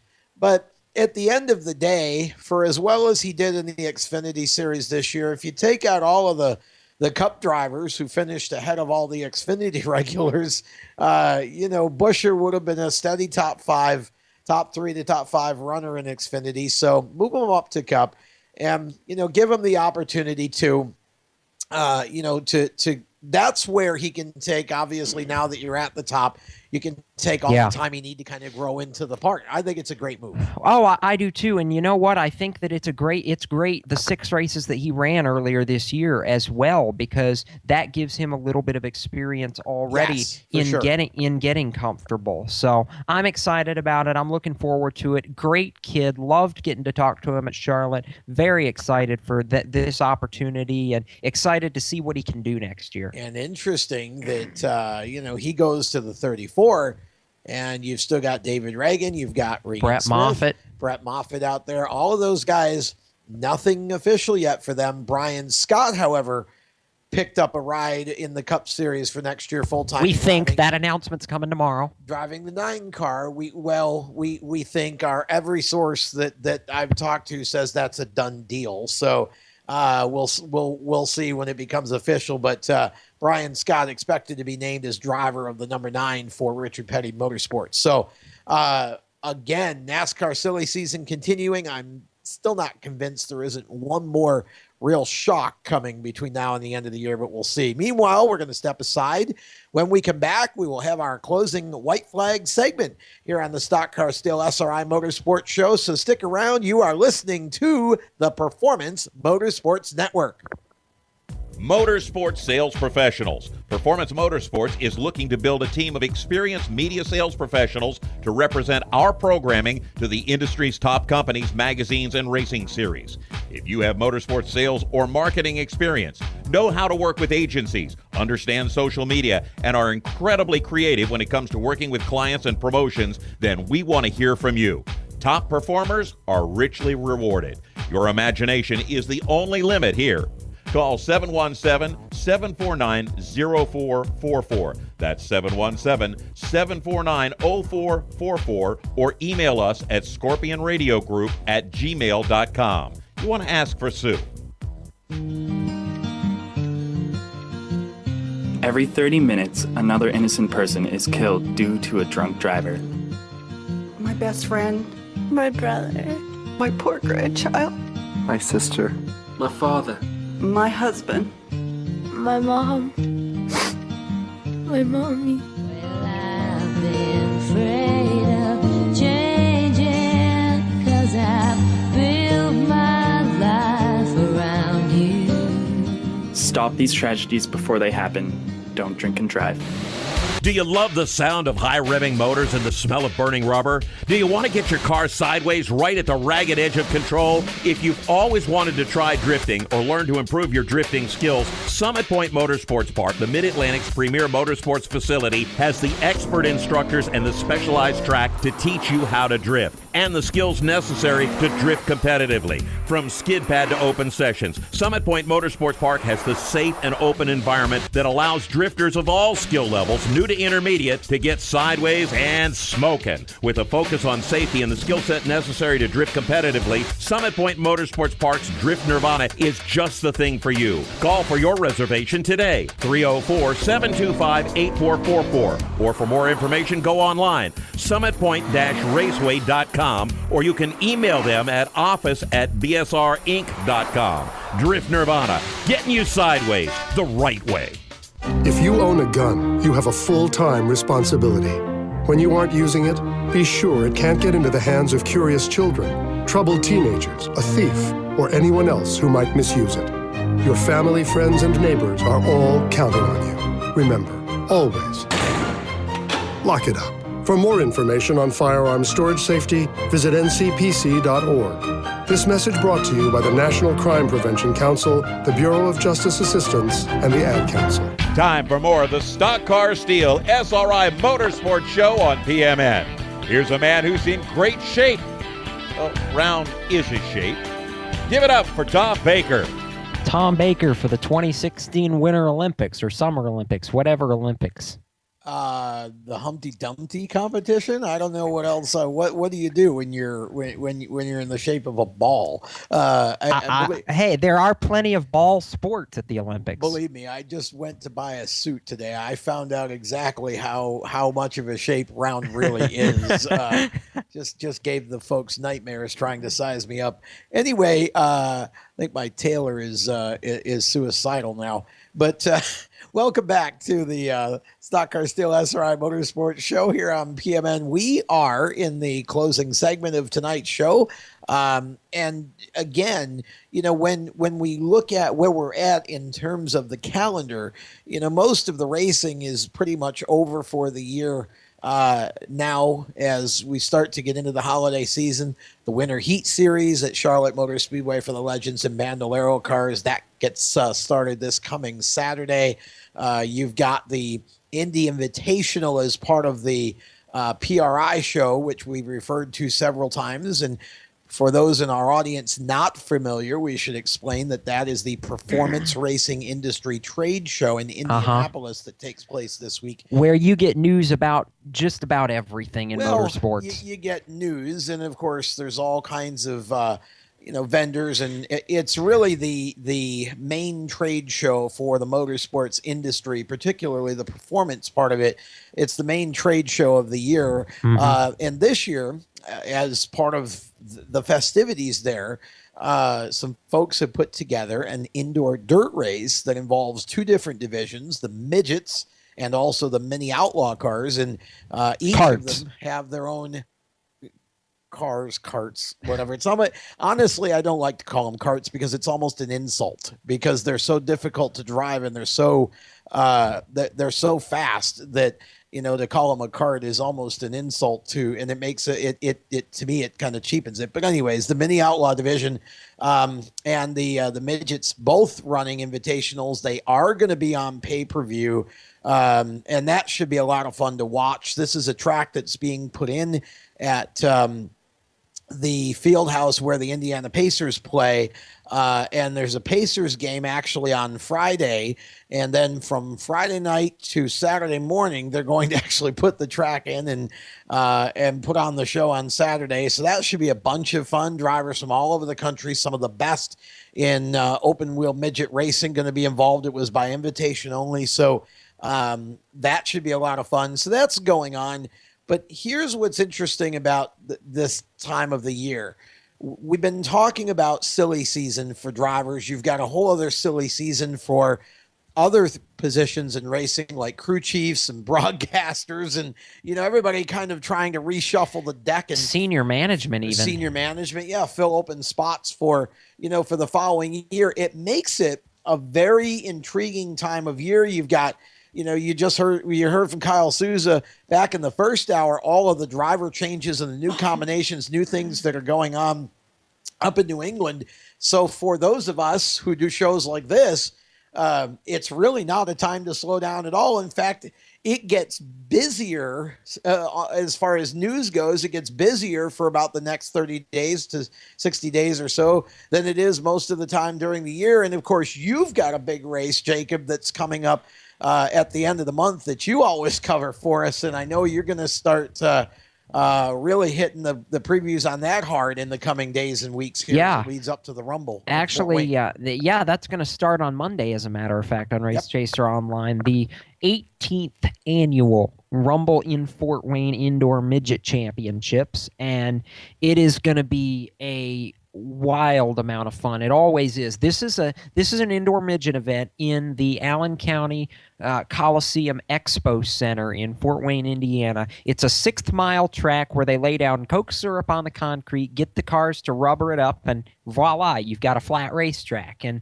they run traditionally 50-lap USAC National Midget features. Going to be 40 laps for the midgets this year, but you've got winged and non-winged 600cc outlaw midgets, as they call them, almost like micro sprints and winged and non-winged versions of those. You've got go-karts, Tom, and quarter midgets every year that always run a very healthy program as well. And for those in our audience who are uninitiated, when you hear the phrase Coke syrup, it is what you think it is. It's Coca-Cola syrup that gets spread out on the arena floor, and that obviously is a very sticky substance. When the rubber from the tires starts to mix with that, it basically creates the grooves so that the cars stick to the floor without tipping. That's what provides the grip. It's a very different kind of racing. There are a couple of major indoor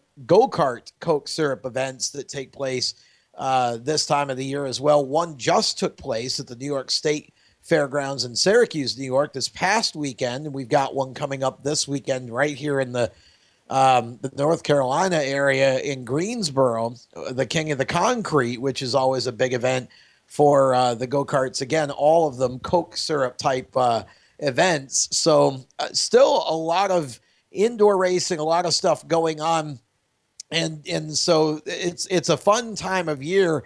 And, as much as you think that a lot of the racing news shuts down and stops for the holidays, it really doesn't. It just keeps right on going. And that's why we love what we do, because it's basically a year-round endeavor. And of course, we'll keep you up to date on all of those events. Yes, we will. We're up to the minute on Race Chaser Online. Yeah, we will. And this is the time of year where we've got the Indy Invitational this weekend, the Rumble in 2 weeks, and before you know it, we're going to be it's going to be 2016, and we're going to be talking about the Chili Bowl. Well, that's right. And already the Chili Bowl getting a lot of interest. And one of the things I'm most looking forward to, a lot of our audience may not be familiar with the name Eric Saunders, but Eric is a paraplegic racer out of the Midwest who runs a 600 micro sprint. He is actually going to race in the Chili Bowl this coming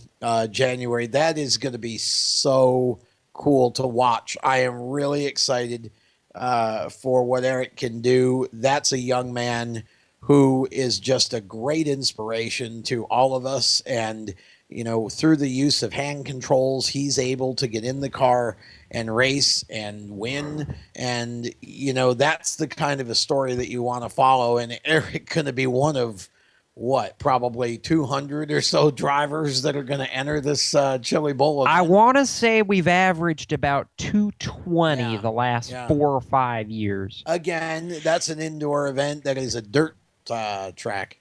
indoor dirt track event, and just as a major event, always gets coverage on MAV TV. Should be a lot of fun. So, all of these things are races that are quite different from what we're used to talking about on our shows here on PMN. And we do have 1 week of shows left in 2016. We'll have a Monday Night Motorsports Madness show this coming Monday night at 7 Eastern. And then, of course, Turn 5 Live with Steve Ovens and Brad Ovens and Clint Miller on Tuesday, 7:30 Eastern. And then the final show for our particular group here on PMN for the year will be Thursday night, 1 week from tonight. And that will be our salute to the champions. And all kinds of cool stuff happening next week on our shows. Already some guests lined up, so it should be a lot of fun. Yeah, we can preview the final week here real quick. I mean, coming up on Monday, we're going to have Harrison Burton, the third of the 4 H. Scott Motorsports with Justin Marks drivers that we've had on the show in the past 3 weeks. Jeff Burton. Yes, son of Jeff Burton, NASCAR and NBC TV analyst, former Cup Series driver and winner. And we're going to have Myatt Snyder, who happens to be the son of Marty Snyder from NASCAR on NBC pit reporter. That was a total coincidence, folks. I just now realized we booked them both for the same show. It's great, isn't it? And, of course, like we talked about, Tom, you brought up the Rumble in Fort Wayne. We're going to have a huge preview of that event coming up on Monday night. We're going to have new event promoter Larry Bowes, who has worked as one of the media coordinators at Eldora Speedway under Roger Slack for the past several years, ever since Roger left here in Charlotte to go up to Eldora. And he's been flagman, handyman, you name it. Larry's got a long history of promoting races too. So. Well, and a long history at the Rumble. I mean, I think I've seen him do just about every job except promote the race in his time in Indiana. I'm excited to talk with him, and we'll also have defending Rumble winner Justin Peck on with us to help preview the event. He's actually won at least one feature the last 2 consecutive years. He's going for 3 years in a row with a win at the Allen County Coliseum, and he's one of those who got his first USAC National Midget win earlier this year too. He's a great 17-year-old kid who I think has a bright future, and Tom is working on a deal to run the JEGS CRA All-Star Tour next year that we'll talk about more with him on Monday night. Well, that's great. He certainly deserves an opportunity to make that transition. And, again, it should be a fun show on Monday, and I know we're going to have a ton more news out of the PRI show as well. Again, being a trade show, we've had announcements almost I think there's been about 30 of them today. Yeah, the last couple of days. We've got bunches of new stuff on racechaseronline.com. There's going to be even more yet here coming through the night and into tomorrow. Yeah, and one of the interesting things is, there's some things going on with the IndyCar series. But more importantly, I think a new F2000 car, which I was a little intrigued by. Oh gosh, that new Tatus chassis is fantastic. It's going to be debuted in 2017, and as our IndyCar correspondent Joel Sebastianelli said, and I can't replicate his voice because I'm a little bit under the weather, but he said in a great New England accent, is beautiful. Yeah, it really is a sharp-looking race car. And, just so much to come out of that show over the next couple of days. So we'll have a complete wrap-up of all of the news from that show on Monday's show, and our dirt correspondent, Steve Ovens, will join us as well. Yeah, we got the World of Outlaws schedule and all 3 USAC division schedules today as well. Massive amounts of racing going to be happening in 2016. Going to be a whole lot of fun. Right now, though, checkers are out. We're done here for tonight's Stock Car Steel SRI Motorsports show on PMN. Want to say a special thank you to our partners at Stock Car Steel and Aluminum and SRI Performance for making this show possible. And also, Big Mike, come out from behind the glass for just a second. We want to say thank you to you as well. I know it's your last show with us behind the glass. We're going to be having a little bit of changing of the guard, but definitely want to give a huge salute to you for everything you've done for us over the last year. It means a ton. We're going to miss you, and we hope you'll stop by and keep thinking about us every once in a while. Yeah, I'll always be around. I mean, you guys are awesome. I've enjoyed doing these shows, and just new things have opened up for me, and it kind of takes my time away from here, so I'm breaking in somebody new. Well, we look forward to Barry working with us a little bit going forward. And certainly, Mike, we're going to miss you, buddy. And as Jacob said, we just thank you so much for everything that you've done for us for these shows over the past 12 months or so. Jacob? It's been a whole lot of fun. Like we said, we appreciate it. And for our entire staff here at RaceChaserOnline.com and PMN, for Tom Baker, my partner in crime, Kyle Souza, of course, Big Mike and Barry, both behind the glass tonight, and all the partners and supporters that make it possible, I'm Jacob Seelman, reminding you to keep it off the wall until we meet again, and we might just see you somewhere at a racetrack. Have a safe racing weekend. We'll see you next week. Bye-bye. You've been listening to the Stock Car Steel SRI Motorsports Show on the Performance Motorsports Network. Tonight's show is brought to you by Stock Car Steel and Aluminum and SRI Supplies. For all of your racing needs, visit StockCarSteel.com and SRI-Supplies.com. Keep up with the latest motorsports news every day on Race Chaser Online. The Stock Car Steel SRI Motorsports Show is a copyrighted production of the Performance Motorsports Network.